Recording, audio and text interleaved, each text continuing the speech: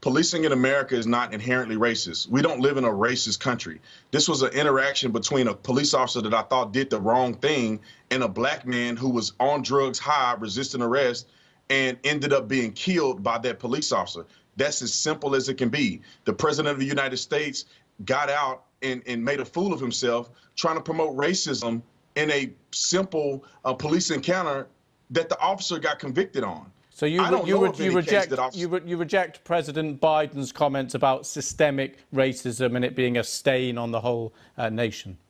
Yes, President Biden is an idiot, in my personal opinion, and he's just talking because he's a politician. Systemic racism, I mean, if you look at Joe Biden himself, you know, he spoke at a Ku Klux Klan member's funeral and did the eulogy of Robert Byrd. I mean, he is white supremacy and racism if you want to say that is the case. And now he's the president. So if he really cared about white supremacy and racism, he should step down as the president because he's an exemplification of that very thing. These people are just running their mouth and they're not being honest. We don't have a problem with racism in our country. We have a problem with people not following the law. We also have a problem with politicians making up things so they can get reelected. And that's exactly what has been happening. That's why you never see anything change. They're lying to us. So the rate of people being killed by police the rate is higher amongst black people than amongst the rest of the population. How do you account for that if that isn't a systemic racism problem? Yeah, first of all, that's not true. Twice as many white people go killed by police every year. Twice as many white people go killed unarmed by police every year. You just don't see it. There's a gentleman named Tony Tempa. I guarantee you anybody watching me have no idea who Tony Tempa is. Tony Tempa was murdered in the same fashion that George Floyd was killed. But because he was white, we don't hear about it and nobody cares about it. Nobody's talking about police reform when he was suffocated and killed, but they only talk about it because George Floyd is black. Black people commit over half of violent crimes in this country and only make up 13% of the population. They commit over half of the murders in this country, but only make up 13% of the population. And we can agree that 13% of the population aren't the criminals. There's only a small fraction of the black community that's doing this. So that explains why police are in the black communities more, and that explains why black people are incarcerated more. They are making up lies saying that it has anything to do with racism. Do you understand that there's black police officers too that patrol in many of these majority black cities? Are they racist? No, that's not the case. They're just making these things up, in my personal opinion, and they're riding a wave of dead black people in order to make money and be politically and get political leverage. I want to be clear here that my purpose in sharing all of that is not to issue some sweeping condemnation of Native American Indians, nor is it to offer up a vindication for the murderous actions of the early colonists. My purpose here is to simply tell the truth about the history of all men of days past.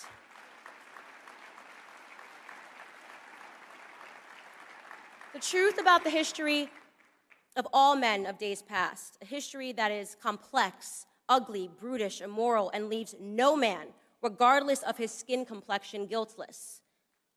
But the left wants us to believe otherwise. To them, imperialism, cannibalism, murder, slavery, all of these undeniably sinful acts are forgiven in a historical context so long as they were not committed by white men.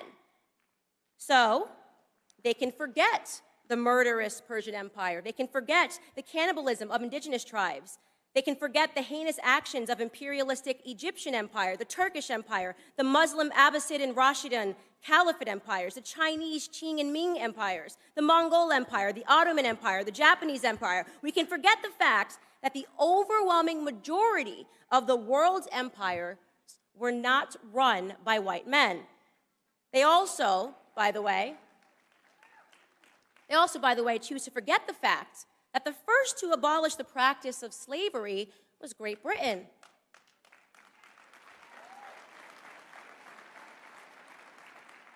They were then followed by the French colonies, who were then followed by the United States. Centuries of slavery and 3 countries of white men led the world in ending it. No. Don't clap. You're supposed to forget it. You're supposed to forget it because leftist indoctrination teaches us today that it only really mattered. Slavery only really mattered when they did it. The white man's history needs to never, ever be forgotten. we're not talking about history? What if we're talking about present? What if we're talking about today? People like Colin Kaepernick hate America right now, and that hatred is rooted in some intangible concept of the present sin of our country's mere existence. Surely, that must be the reason why, on the 4th of July, Colin also tweeted, "How can we truly celebrate independence on a day that intentionally robbed our ancestors of theirs? To find my independence, I went home," end quote. He was referring to Africa. Colin took a trip to Ghana because, in his own words, he wanted to see what his people saw before they were forcefully taken away. And I really want to pause and drive this point home, so let me restate it. In lieu of celebrating his independence in America, Colin got on a plane and went to Africa, a continent upon which he found better grounds for celebration, which is interesting. It's interesting because currently, today in Africa, there are close to 700,000 slaves, and this is going to shock the heck out of the too woke to see what's in front of them crowd, but they are not being enslaved by white people. They are being enslaved by other Africans. Child soldiers, human trafficking, forced labor all exist within the same sub-Saharan region that the transatlantic slave trade took place. African bodies are being sold today like they were being sold then, and they are not being purchased by any country of predominantly white men. It's a wonder that Colin never mentioned that in Ghana today, his beloved country of emotional reprieve from the horror of America, 20,000 children live in slavery to support the fishing industry along Lake Volta.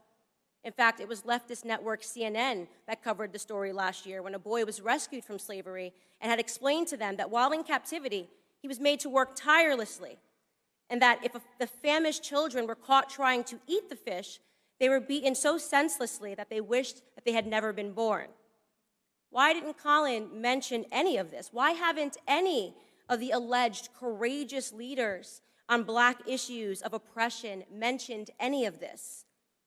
I know, because they aren't leaders at all. They're all extortionists.